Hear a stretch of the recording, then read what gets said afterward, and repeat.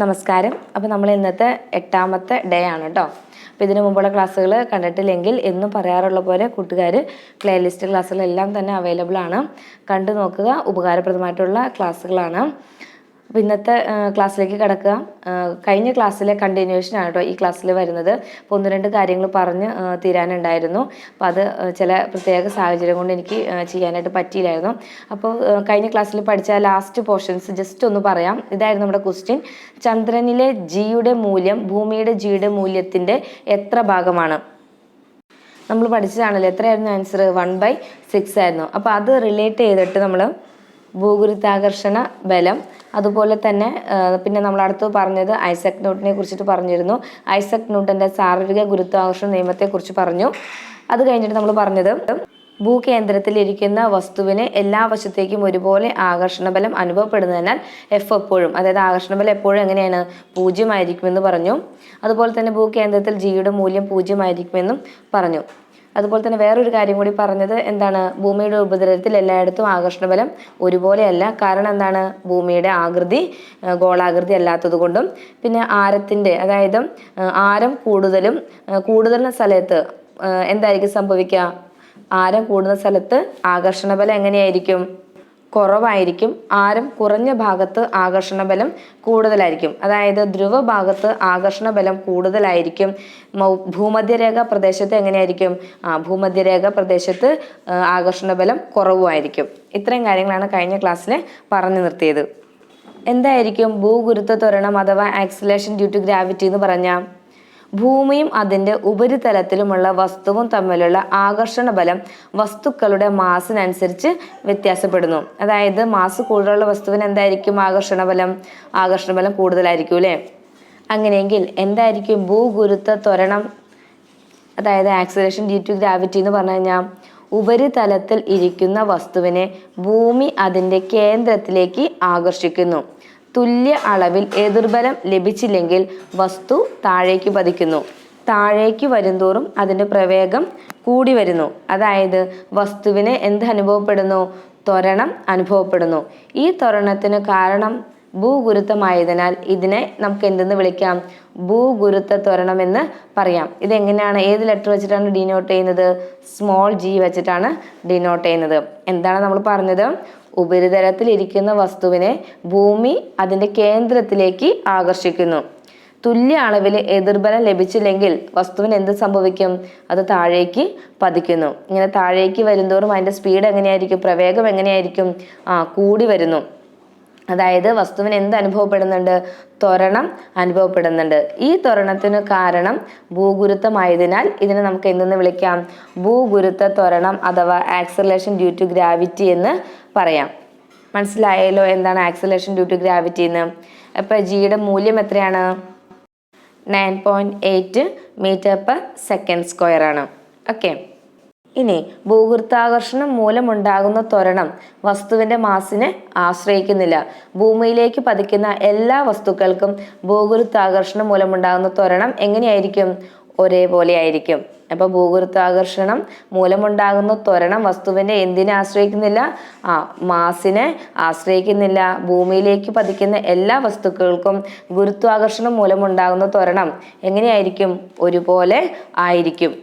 അതുപോലെ തന്നെ ജിയുടെ മൂല്യം ഭൂമിയുടെ ആരത്തിനനുസരിച്ച് വ്യത്യാസപ്പെടുകയും ചെയ്യും. എന്താണ് പറഞ്ഞത്? ഭൂമിയുടെ ആരത്തിനനുസരിച്ച് ജിയുടെ മൂല്യം എങ്ങനെയായിരിക്കും? വ്യത്യാസപ്പെടുന്നു. ഇനി ജിയുടെ യൂണിറ്റ് ഏതാണ്? m/s² ആണ്. ഓക്കെ.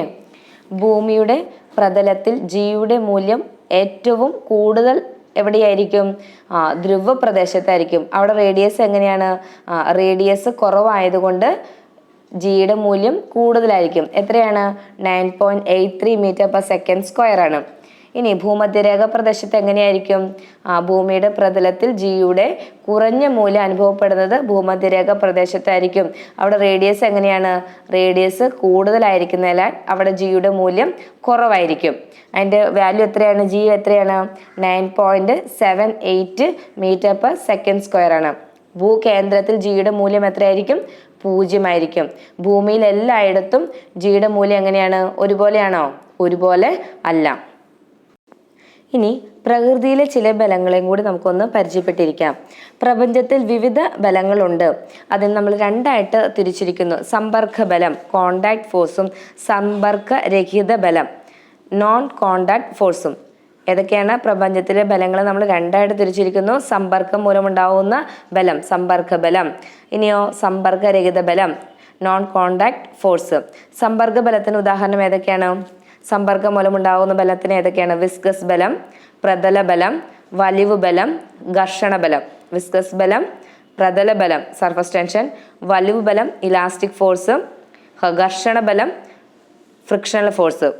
സമ്പർക്ക രഹിത ബലങ്ങൾക്ക് ഉദാഹരണം ഏതൊക്കെയാണ്? ന്യൂക്ലിയർ ബലം, വൈദ്യുത കാന്തിക ബലം, ഗുരുത്വാകർഷണ ബലം. ഇനി ഈ ബലങ്ങളിൽ വെച്ച് ഏറ്റവും ശക്തി കൂടിയ ബലം ഏതാണ്? ന്യൂക്ലിയർ ഫോഴ്സ് ആണ്. ന്യൂക്ലിയർ ബലമാണ് ഏറ്റവും ശക്തി കൂടിയ ബലം. ഏറ്റവും ശക്തി കുറഞ്ഞത് ഏതാണ്? ഗുരുത്വാകർഷണ ബലമാണ്. ഓക്കെ, അപ്പോൾ ഓർത്തിരിക്കേണ്ടത് ഏറ്റവും ശക്തി കൂടിയ ബലം ഏതാണ്? ന്യൂക്ലിയർ ബലവും ഏറ്റവും ശക്തി കുറഞ്ഞത് ഭൂഗുരുത്വാകർഷണ ബലവുമാണ്. ഇനിയൊരു പ്രോബ്ലം നോക്കിയാലോ. 50 കിലോഗ്രാം മാസമുള്ള ഒരു കല്ലും 5 കിലോഗ്രാം മാസമുള്ള ഒരു കല്ലും 5 നില കെട്ടിടത്തിന് മുകളിൽ നിന്ന് ഒരുമിച്ച് താഴേക്ക് പതിച്ചാൽ ഏതായിരിക്കും ആദ്യം താഴെത്തുക? ഏതായിരിക്കും ആദ്യം താഴെത്തുക? 50 കിലോഗ്രാം മാസമുള്ള ഒരു കല്ലും 5 കിലോഗ്രാം മാസമുള്ള ഒരു കല്ലും 5 നില കെട്ടിടത്തിന് മുകളിൽ നിന്ന് താഴേക്ക് ഇട്ട് കഴിഞ്ഞാൽ, ഒരുമിച്ച് താഴേക്ക് ഇട്ട് കഴിഞ്ഞാൽ, താഴേക്ക് പതിച്ചാൽ ഏതായിരിക്കും ആദ്യം എത്തുക? ആൻസർ ഏതായിരിക്കും? രണ്ടും ഒരുമിച്ചായിരിക്കും താഴെ എത്തുക. എങ്ങനെയാണ്? രണ്ടും ഒരുമിച്ച് താഴെ എത്തുന്നു. കാരണം എന്തായിരിക്കും? നമ്മൾ നേരത്തെ പഠിച്ചതാണല്ലേ, ഗുരുത്വാകർഷണം മൂലമുണ്ടാകുന്ന ത്വരണം വസ്തുവിൻ്റെ മാസിനെ ആശ്രയിക്കുന്നില്ല. ഭൂമിയിലേക്ക് പതിക്കുന്ന എല്ലാ വസ്തുക്കൾക്കും ഗുരുത്വാകർഷണം മൂലമുണ്ടാകുന്ന ത്വരണം എങ്ങനെയായിരിക്കും? ഒരേപോലെ ആയിരിക്കും. അങ്ങനെയെങ്കിൽ ഈ ഒരു ചോദ്യം കൂടി കേട്ട് നോക്കിക്കേ. ഭൂഗുരുത്വാകർഷണ ബലത്തിന്റെ മാത്രം സ്വാധീനത്തിൽ ഭൂമിയിലേക്ക് പതിക്കുന്ന വസ്തുക്കളുടെ ത്വരണം എപ്രകാരമായിരിക്കും? ഭൂഗുരുത്വാകർഷണ ബലത്തിന്റെ മാത്രം സ്വാധീനത്തിൽ ഭൂമിയിലേക്ക് പതിക്കുന്ന വസ്തുക്കളുടെ ത്വരണം എപ്രകാരമായിരിക്കും? എങ്ങനെയായിരിക്കും? സമത്വരണം ആയിരിക്കും. ഓക്കെ, ഒരേപോലത്തെ ത്വരണമായിരിക്കും. ഇനി അപ്പോൾ എന്താണ് മാസ് അഥവാ പിണ്ഡം എന്ന് പറഞ്ഞു കഴിഞ്ഞാൽ? അതായത് നമ്മൾ കഴിഞ്ഞ ക്ലാസ്സിൽ പഠിച്ചു നിർത്തിയതാണ്. ഒരു വസ്തുവിൽ അടങ്ങിയിരിക്കുന്ന ദ്രവ്യത്തിൻ്റെ അളവിന് നമുക്ക് എന്തെന്ന് വിളിക്കാം? മാസ് അഥവാ പിണ്ഡം എന്ന് പറയാം. മാസിൻ്റെ അടിസ്ഥാന യൂണിറ്റ് ഏതാണ്? കിലോഗ്രാം ആണ്. അങ്ങനെയെങ്കിൽ ഭാരം എന്ന് പറഞ്ഞാൽ എന്താണ്? വെയിറ്റ് എന്ന് പറഞ്ഞു കഴിഞ്ഞാൽ ഒരു വസ്തുവിനെ ഭൂമി അതിൻ്റെ കേന്ദ്രത്തിലേക്ക് ആകർഷിക്കുന്ന ബലമാണ് എന്ത്? ആ വസ്തുവിൻ്റെ ഭാരം അഥവാ വെയിറ്റ് എന്ന് പറയുന്നത്. എന്താണ്? ഒരു വസ്തുവിനെ ഭൂമി അതിൻ്റെ കേന്ദ്രത്തിലേക്ക് ആകർഷിക്കുന്ന ബലമാണ് വസ്തുവിൻ്റെ ഭാരം. ഓക്കെ, അപ്പോൾ ഏതൊരു വസ്തുവിനെയും ഭൂമി എന്ത് ചെയ്യുന്നുണ്ട്? അതിൻ്റെ കേന്ദ്രത്തിലേക്ക് ആകർഷിക്കുന്നുണ്ട്. അത് നമുക്ക് അറിയാവുന്ന കാര്യമാണ്. ഭാരത്തിൻ്റെ യൂണിറ്റ് ഏതാണ്? ന്യൂട്ടനാണ്. പിന്നെ മറ്റൊരു യൂണിറ്റാണ് കിലോഗ്രാം വെയിറ്റ്. അപ്പോൾ ഭാരത്തിൻ്റെ SI യൂണിറ്റാണ് ന്യൂട്ടനും അതുപോലെ തന്നെ കിലോഗ്രാം വെയിറ്റും. മാസ് അളക്കുന്നതിനുള്ള ഉപകരണമാണ് സാധാരണ ത്രാസ്, കോമൺ ബാലൻസ്. മാസ് അളക്കാൻ ഉപയോഗിക്കുന്ന ഉപകരണമാണ് സാധാരണ ത്രാസ്. ഭാരം അളക്കുന്ന ഉപയോഗിക്കുന്നത് സ്പ്രിംഗ് ത്രാസ് ആണ്. ഓർത്തിരിക്കാം, മാസ് അളക്കാനായിട്ട് സാധാരണ ത്രാസും ഭാരം അളക്കാനായിട്ട് ഉപയോഗിക്കുന്നത് സ്പ്രിംഗ് ത്രാസുമാണ്. 1 കിലോഗ്രാം മാസുള്ള വസ്തുവിന്മേൽ ഭൂമി പ്രയോഗിക്കുന്ന ആകർഷണ ബലത്തിന് തുല്യമായ ബലമാണ് 1 കിലോഗ്രാം ഭാരം. 1 കിലോഗ്രാം മാസുള്ള വസ്തുവിന്മേൽ ഭൂമി പ്രയോഗിക്കുന്ന ആകർഷണ ബലത്തിന് തുല്യമായ ബലമാണ് എന്ത്? 1 കിലോഗ്രാം ഭാരം. അതായത് 1 കിലോഗ്രാം വെയിറ്റ് എന്ന് പറഞ്ഞു കഴിഞ്ഞാൽ എത്രയാണ്? 9.8 ന്യൂട്ടനാണ്. 1 കിലോഗ്രാം വെയിറ്റ് എന്ന് പറഞ്ഞാൽ എത്രയാണ്? 9.8 ന്യൂട്ടനാണ്. ഭൂമിയുടെ ഏതു ഭാഗത്ത് വെക്കുമ്പോഴാണ് ഒരു വസ്തുവിൻ്റെ ഭാരം ഏറ്റവും കൂടുതൽ അനുഭവപ്പെടുന്നത്? ഏത് ഭാഗത്ത് വെക്കുമ്പോഴായിരിക്കും? ധ്രുവങ്ങളിൽ വെക്കുമ്പോഴായിരിക്കും വസ്തുവിൻ്റെ ഭാരം ഏറ്റവും കൂടുതൽ അനുഭവപ്പെടുന്നത്. ഭൂമിയുടെ കേന്ദ്രത്തിലാണ് വസ്തു ഇരിക്കണമെങ്കിൽ ഭാരം എത്രയായിരിക്കും? ഭാരം 0 ആയിരിക്കും. ഒരു വസ്തുവിന് ഉയരത്തിൽ നിന്ന് സ്വതന്ത്രമായി താഴോട്ട് വീഴാൻ അനുവദിച്ചാൽ അത് ഗുരുത്വാകർഷണ ബലം കാരണം ഭൂമിയിലേക്ക് പതിക്കും. ഇതറിയപ്പെടുന്നതാണ് നിർബാധ പതനം അഥവാ ഫ്രീ ഫോൾ. എന്താണ്? ഒരു വസ്തുവിനെ ഉയരത്തിൽ നിന്ന് സ്വതന്ത്രമായി താഴോട്ടു വീഴാൻ അനുവദിച്ചാൽ അത് ഗുരുത്വാകർഷണ ബലം കാരണം ഭൂമിയിലേക്ക് പതിക്കും. ഇതിനെയാണ് നമ്മൾ എന്തെന്ന് വിളിക്കുന്നത്? ഫ്രീ ഫോൾ അഥവാ നിർബാധ പതനമെന്ന് പറയുന്നത്. ഇനി ഒരു വസ്തു താഴേക്ക് പതിക്കുമ്പോൾ അതിന് സംഭവിച്ചത് നിർബാധ പതനം അല്ലെങ്കിൽ ഫ്രീ ഫോൾ ആണ് സംഭവിച്ചത് എന്ന് പറയണമെങ്കിൽ അവിടെ എന്ത് പാടില്ല? ഘർഷണം പാടില്ല. പകരം എന്ത് മാത്രമേ പാടുള്ളൂ? ഗുരുത്വാകർഷണ ബലം കൊണ്ട് മാത്രം ഒരു വസ്തു ഭൂമിയിലേക്ക് പതിക്കുന്നതിനെയാണ് നമ്മൾ എന്തെന്ന് പറയുന്നത്? നിർബാധ പതനം അല്ലെങ്കിൽ ഫ്രീ ഫോൾ എന്ന് പറയുന്നത്. അവിടെ വായുവിൻ്റെ ഘർഷണമുണ്ട്, പക്ഷേ വായുവിൻ്റെ ഘർഷണം താരതമ്യേന കുറവായതിനാൽ അത് നമ്മൾ പരിഗണിക്കാറില്ല. നിർബാധം പതിക്കുന്ന വസ്തുവിൽ അനുഭവപ്പെടുന്ന ഭൂഗുരുത്വ ബലത്തിന് എതിർബലം ഇല്ലാത്തതിനാലാണ് അതിന് ഭാരമില്ലായ്മ അനുഭവപ്പെടുന്നത്. നിർബാധം പതിക്കുന്ന വസ്തുവിൽ അനുഭവപ്പെടുന്ന ഭൂഗുരുത്വ ബലത്തിന് എതിർബലം ഇല്ലാത്തത് കൊണ്ട് എന്തനുഭവപ്പെടുന്നില്ല? ഭാരമില്ലായ്മ അനുഭവപ്പെടുന്നു, അതായത് ഭാരം അനുഭവപ്പെടുന്നില്ല. ഓക്കെ, ഇനി നമുക്ക് അടുത്ത ക്വസ്റ്റ്യനിലേക്ക് പോയാലോ? ക്വസ്റ്റ്യൻ ഇതാണ്: ശ്രീനാരായണ ഓപ്പൺ സർവകലാശാല ഇന്ത്യയിലെ എത്രാമത്തെ ഓപ്പൺ സർവകലാശാലയാണ്? ഓപ്ഷൻസ് എ 16ാമത്, ബി 15ാമത്, സി 17ാമത്, ഡി 14ാമത്. ആൻസർ ഏതാണ്? ആൻസർ ബി ആണ്, 15ാമത്. ശ്രീനാരായണ ഓപ്പൺ യൂണിവേഴ്സിറ്റിയുടെ ആസ്ഥാനം എവിടെയാണെന്ന്? ശ്രീനാരായണ ഓപ്പൺ യൂണിവേഴ്സിറ്റി ആസ്ഥാനം കൊല്ലമാണ്. സ്ഥാപിതമായത് 2020 ഒക്ടോബർ 2 2020 ഒക്ടോബർ 2 ശ്രീനാരായണ ഗുരു ഓപ്പൺ യൂണിവേഴ്സിറ്റി സ്ഥാപിതമായത്. പ്രഥമ വൈസ് ചാൻസലർ ആരായിരുന്നു? ഡോക്ടർ PM മുബാറക് പാഷയും പ്രഥമ pro vice chancellor doctor SP സുധീറുമായിരുന്നു. പ്രഥമ വൈസ് ചാൻസലർ ആരാണ്? ഡോക്ടർ PM മുബാറക് പാഷയും പ്രഥമ പ്രോ വൈസ് ചാൻസലർ ആരാണ്? Doctor SP സുധീറുമാണ്. Kerala university, Mahatma Gandhi university, Calicut university, Kannur university എന്നീ 4 യൂണിവേഴ്സിറ്റികളുടെ വിദൂര വിദ്യാഭ്യാസ പരിപാടികൾ ഏകീകരിച്ചാണ് ശ്രീനാരായണ ഗുരു ഓപ്പൺ യൂണിവേഴ്സിറ്റി സ്ഥാപിതമായത്. Kerala university, Mahatma Gandhi university, Calicut university, Kannur university എന്നീ 4 യൂണിവേഴ്സിറ്റികളുടെ വിദൂര വിദ്യാഭ്യാസ പരിപാടികൾ ഏകീകരിച്ചാണ് ശ്രീനാരായണ ഗുരു ഓപ്പൺ യൂണിവേഴ്സിറ്റി സ്ഥാപിതമായത്. സംസ്ഥാനത്തെ അക്കാദമിക് സർവകലാശാലകളുടെ ചാൻസലർ ആരാണ്? ഗവർണറാണ്. സംസ്ഥാനത്തെ അക്കാദമിക് സർവകലാശാലകളുടെ ചാൻസലർ ഗവർണർ. സംസ്ഥാനത്തെ അക്കാദമിക് സർവകലാശാലകളുടെ പ്രോ ചാൻസലർ ആരാണെന്ന്? വിദ്യാഭ്യാസ മന്ത്രിയാണ്. സംസ്ഥാനത്തെ അക്കാദമിക് സർവകലാശാലകളുടെ പ്രോ ചാൻസലർ വിദ്യാഭ്യാസ മന്ത്രി, ചാൻസലർ ഗവർണറാണ്. ആരോഗ്യ സർവകലാശാലയുടെ പ്രോ ചാൻസലർ ആരോഗ്യമന്ത്രിയാണ്. ഫിഷറീസ് സർവകലാശാലയുടെ പ്രോ ചാൻസലർ ഫിഷറീസ് മന്ത്രിയാണ്. കേരള അഗ്രികൾച്ചറൽ യൂണിവേഴ്സിറ്റിയുടെ പ്രോ ചാൻസലർ കൃഷി മന്ത്രിയാണ്. Kerala veterinary and animal science യൂണിവേഴ്സിറ്റിയുടെ പ്രോ ചാൻസലർ മൃഗസംരക്ഷണ വകുപ്പ് മന്ത്രിയാണ്. പൊതുവിദ്യാഭ്യാസ രംഗത്തെ ആദ്യ സമ്പൂർണ്ണ ഡിജിറ്റൽ സംസ്ഥാനം ഏതായിരിക്കും? നമ്മുടെ സ്വന്തം സംസ്ഥാനം കേരളം. പൊതുവിദ്യാഭ്യാസ രംഗത്തെ ആദ്യ സമ്പൂർണ്ണ ഡിജിറ്റൽ സംസ്ഥാനം ഏതാണ്? കേരളമാണ്. ഇനി യൂണിവേഴ്സിറ്റികളും അവയുടെ ആസ്ഥാനം ഒന്ന് നോക്കി വയ്ക്കാം. കേരള യൂണിവേഴ്സിറ്റിയുടെ ആസ്ഥാനം Thiruvananthapuram. Calicut university Thenhipalam Malappuram. Mahatma Gandhi university Athirampuzha Kottayam. CUSAT Kalamassery. Kerala agriculture university Mannuthy Thrissur. Shri Shankaracharya സംസ്കൃത യൂണിവേഴ്സിറ്റി കാലടി. കണ്ണൂർ യൂണിവേഴ്സിറ്റി താവക്കര കണ്ണൂർ. നുവൽസ് കൊച്ചി. നുവൽസ് എന്ന് പറഞ്ഞു കഴിഞ്ഞാൽ national university of advanced legal studies, law school in Kochi. കൊച്ചിയിൽ ലോ സ്കൂളാണ് ഏത്? നുവൽസ്, national university of advanced legal studies. അടുത്തത് Kerala Kalamandalam Cheruthuruthy. Kerala veterinary and animal science university Pookode Wayanad. KUFOS Panangad Kochi. KUFOS university എന്ന് പറഞ്ഞു കഴിഞ്ഞാൽ Kerala university of fisheries and ocean studies. അതിൻ്റെ ആസ്ഥാനം പനങ്ങാട് കൊച്ചിയാണ്. മലയാളം സർവകലാശാല തിരൂർ മലപ്പുറം. കേന്ദ്ര സർവകലാശാല കാസർഗോഡ്.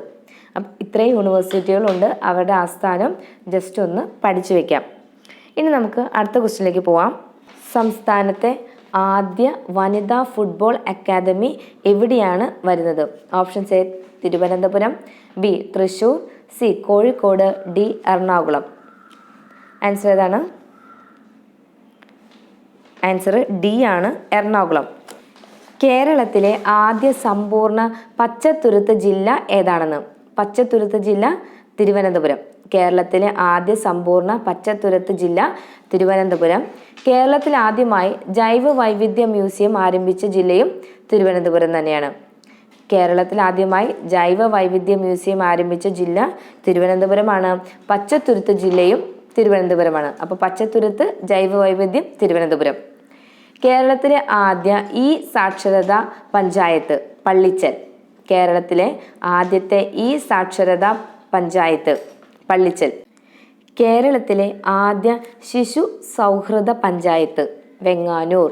കേരളത്തിലെ ആദ്യ ശിശു സൗഹൃദ പഞ്ചായത്ത് വെങ്ങാനൂർ.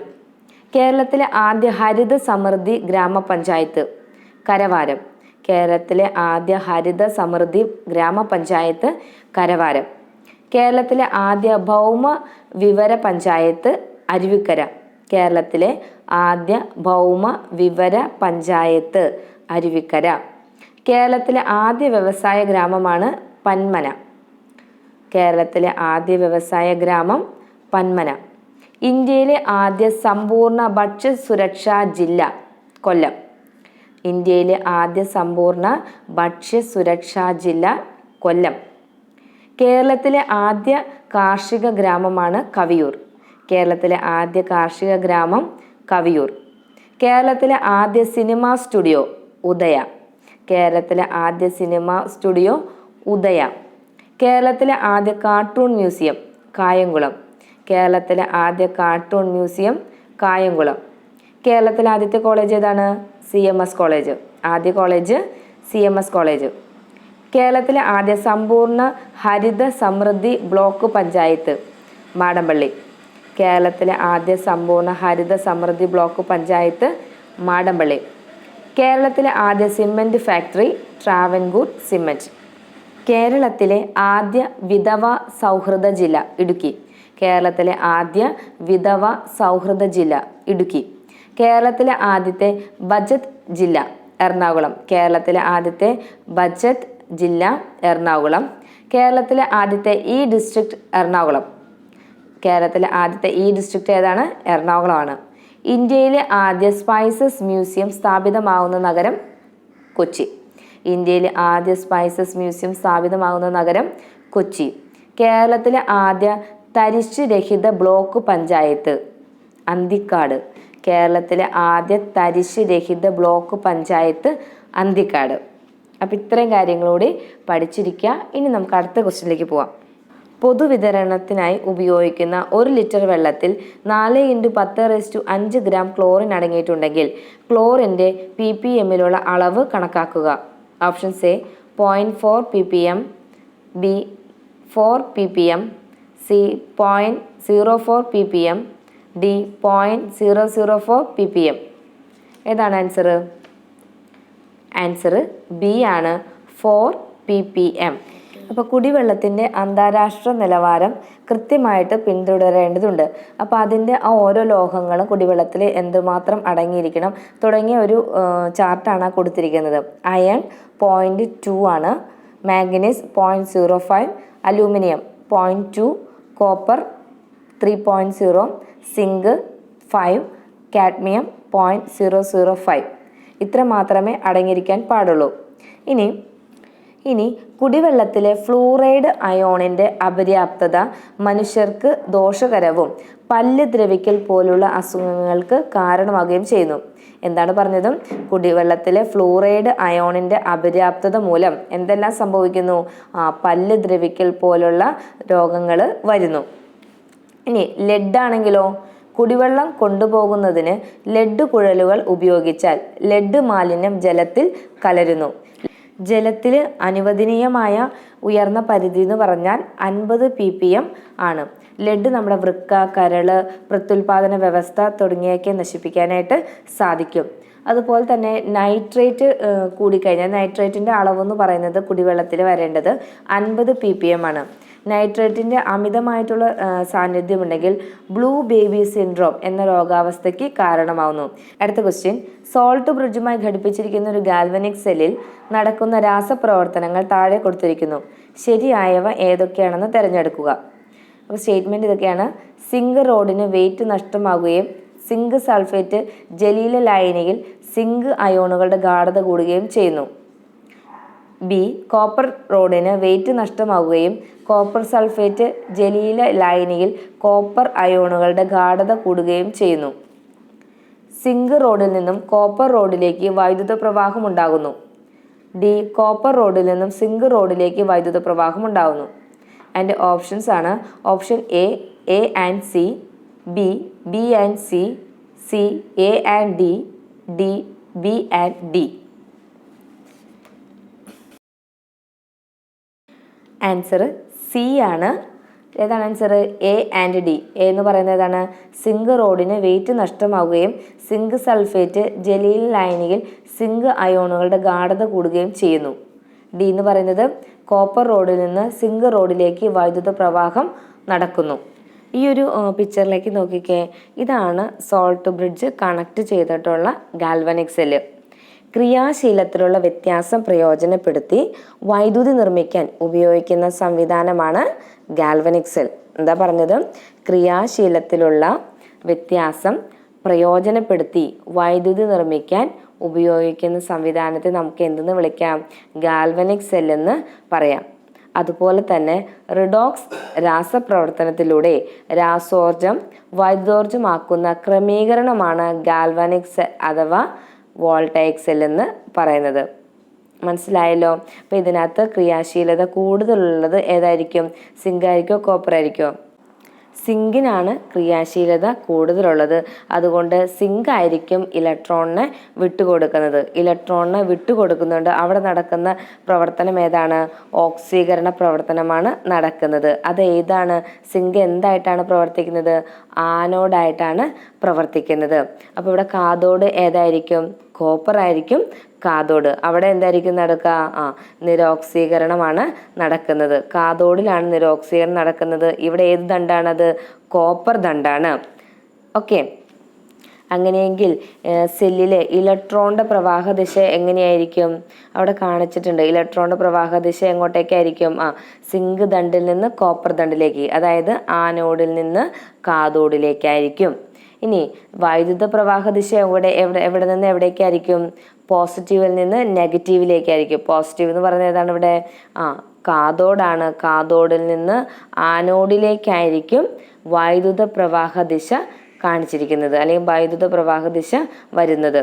ഓർത്തിരിക്കാം, ഇലക്ട്രോണിൻ്റെ പ്രവാഹ ദിശ ചോദിച്ചു കഴിഞ്ഞാൽ ആനോഡിൽ നിന്ന് കാഥോഡിലേക്കും, വൈദ്യുത പ്രവാഹ ദിശ എന്ന് പറഞ്ഞാൽ നേരെ ഓപ്പോസിറ്റാണ്. എവിടെ നിന്ന് എവിടേക്കായിരിക്കും? കാഥോഡിൽ നിന്ന് ആനോഡിലേക്കായിരിക്കും. അപ്പോൾ ഇവിടെ കാഥോഡിൻ്റെ ചാർജ് പോസിറ്റീവാണ്. പോസിറ്റീവിൽ നിന്ന് നെഗറ്റീവിലേക്കായിരിക്കും. ഓർത്തിരിക്കാം. ഇനി ഇവിടെ നോക്കിക്കേ, സോൾട്ട് ബ്രിഡ്ജ് ഏതാണെന്ന്. അതായത് ഗാൽവനിക് സെല്ലിൽ ഇലക്ട്രോണുകളെ തമ്മിൽ ബന്ധിപ്പിക്കുന്ന യു ആകൃതിയിലുള്ള ട്യൂബാണ് സോൾട്ട് ബ്രിഡ്ജ്. ഗാൽവനിക് സെല്ലിൽ ഇലക്ട്രോണുകളെ തമ്മിൽ ബന്ധിപ്പിക്കുന്ന യു ആകൃതിയിലുള്ള ട്യൂബിനെയാണ് നമ്മൾ ഇന്ന് വിളിക്കുന്നത് സോൾട്ട് ബ്രിഡ്ജ്. ഇതിവിടെ കാണിച്ചിരിക്കുന്നുണ്ട്, കാണാമല്ലോ. ഇനി ഗാൽവനിക് സെല്ലിൽ സോൾട്ട് ബ്രിഡ്ജിൻ്റെ ധർമ്മം എന്തായിരിക്കും?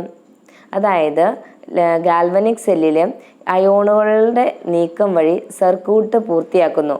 സെല്ലിലെ ന്യൂട്രാലിറ്റി നിലനിർത്താൻ വേണ്ടിയിട്ടാണ് എന്തുപയോഗിക്കുന്നത്? സോൾട്ട് ബ്രിഡ്ജ് ഉപയോഗിക്കുന്നത്. എന്തിനാണ് സോൾട്ട് ബ്രിഡ്ജ് ഉപയോഗിക്കുന്നത്? അയോണുകളുടെ നീക്കം വഴി സർക്യൂട്ട് പൂർത്തിയാകുകയും സെല്ലിലെ ന്യൂട്രാലിറ്റി നിലനിർത്താൻ വേണ്ടിയിട്ടാണ് എന്ത് ഉപയോഗിക്കുന്നത്? സോൾട്ട് ബ്രിഡ്ജ് ഉപയോഗിക്കുന്നത്. സോൾട്ട് ബ്രിഡ്ജിൽ ഉപയോഗിക്കുന്ന ലവണങ്ങൾ ഏതൊക്കെയാണ്? KCl, KNO3, NH4Cl, potassium chloride, potassium nitrate, ammonium chloride. ഇത് മൂന്നുമാണ് എന്തിലുപയോഗിക്കുന്നത്? സോൾട്ട് ബ്രിഡ്ജിൽ ഉപയോഗിക്കുന്ന ലവണങ്ങൾ. KCl, KNO3, NH4Cl. ഓക്കെ, അപ്പോൾ ഇന്നത്തെ ക്ലാസ്സിൽ ഇത്രേ ഉള്ളൂ കേട്ടോ. ഇനി നമുക്ക് അടുത്ത ക്ലാസ്സിൽ കാണാം. Okay, thanks for watching.